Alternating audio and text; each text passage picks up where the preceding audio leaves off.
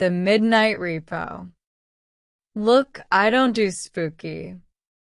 Spooky is for rookies who jump when a crow hits the windshield. My name's Cass, and I drive for people who don't exist, hauling things that officially aren't there.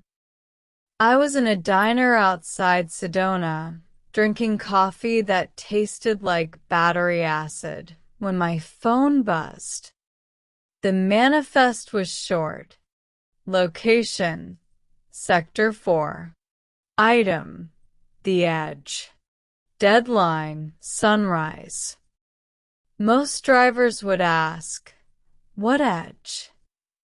I just asked if the AC in the Peterbilt was fixed. It wasn't. Figures. I found the site. A bunch of guys in silk robes were chanting around a glowing crack in the air. They called it the infinite threshold. I called it a safety hazard. They started screaming about how I was interrupting the Great Ascension.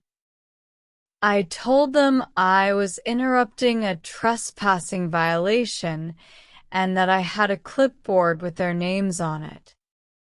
When they tried to hex me, I just pulled out my high-frequency air horn. Turns out, ancient spirits hate 150 decibels of pure air pressure.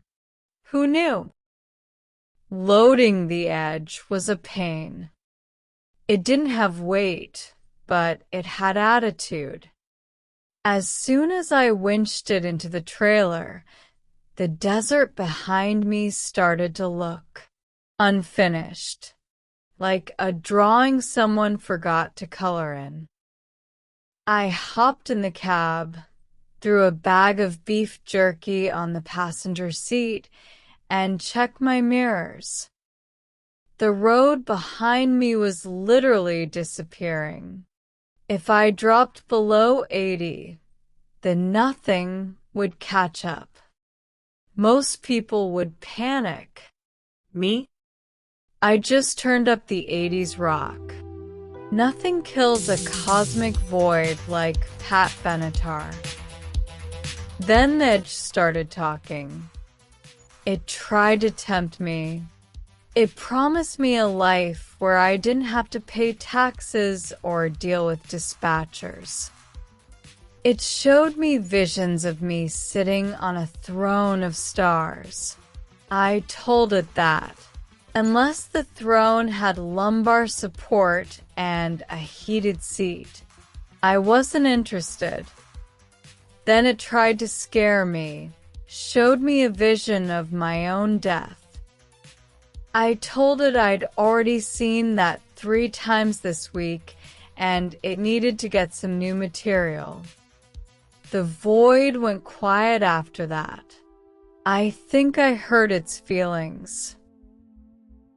I hit the drop-off point, a nondescript warehouse in Nevada, just as the sun broke the horizon.